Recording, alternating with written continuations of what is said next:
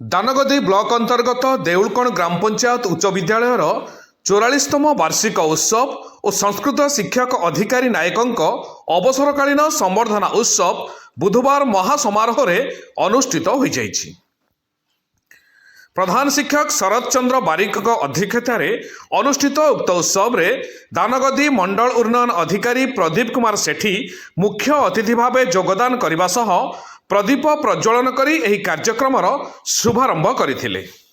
विदायी शिक्षक श्री नायकों ए विद्यालय तथा स्थानीय अंचल प्रति अवदान अतुलनीय और चिरस्मरणीय बोली मुख्य अतिथि श्री सेठी मत पोषण करथिले।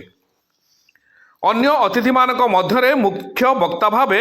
झाड़ेश्वर युक्त 2 कॉलेजर अध्यक्ष डॉक्टर अक्षय कुमार पंडा, स्वतंत्र अतिथि भावे टीएसएफ ब्राह्मणीपाल यूनिट हेड डॉक्टर रजत शतपथी, सम्मानित अतिथि भावे देउलकण पंचायत सरपंच विजय कुमार जेना,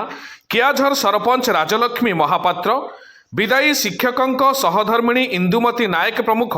उपस्थित रही अधिकारी सारंकर एही विद्यालय प्रति समर्पण भाव और अनन्य शिक्षादान अनेक छात्र छात्री को प्रतिष्ठित करिपारिछि बोली मत व्यक्त करथिले।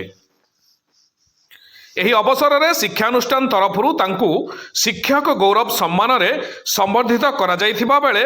प्राक्तन सरपंच रघुनाथ नायक वरिष्ठ नागरिक सम्मान, समाजसेवा क्षेत्र में युव समाजसेवी प्रताप चंद्र धीर और सौम्यरंजन महापात्र को टमका गौरव सम्मान और सांबादिकता क्षेत्र में शेख अफ्तार अली को सांबादिक गौरव सम्मान रे सम्मानित करा जायथिला।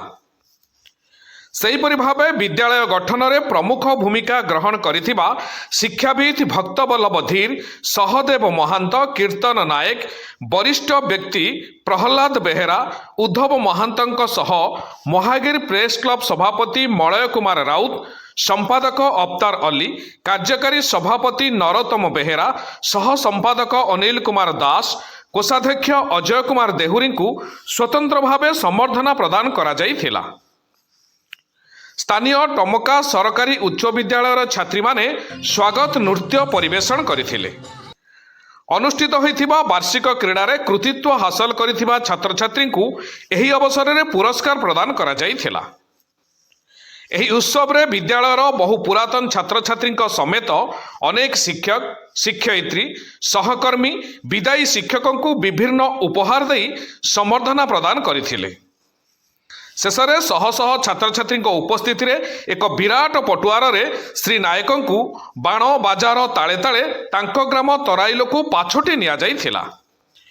वरिष्ठ भाष्यकार, शिक्षाविद तथा मंच उपस्थापक बाबाजी चरण जेना मंच परिचालना करथिले। विद्यालय परिचालना कमिटी अध्यक्ष नरोत्तम बेहेरा प्रत्यक्ष तत्वावधान रे अनुष्ठित उक्त कार्यक्रम को विद्यालयर समस्त शिक्षक शिक्षयित्री परिचालना करथिले। सर आज जो संबर्धना उत्सव आज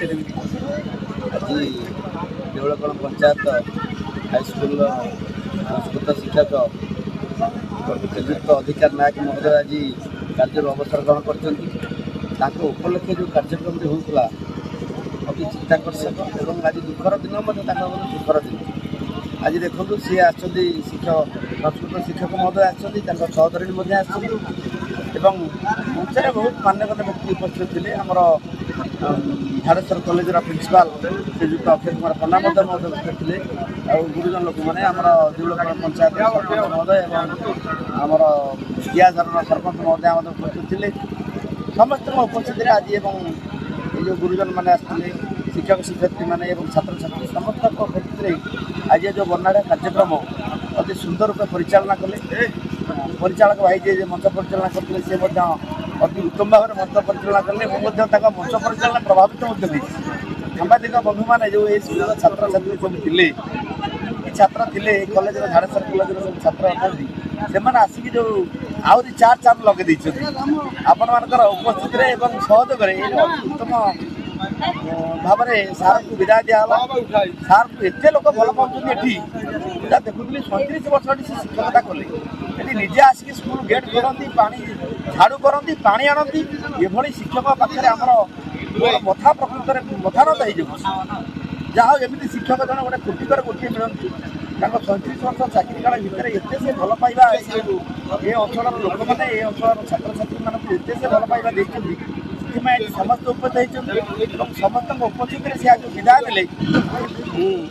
झाड़ेश्वर महाविद्यालय अध्यक्ष डॉक्टर अक्षय कुमार पंगा कौन सर ये जो सारंकर जो विधायक संबोधन सर आपको कौन कहे आज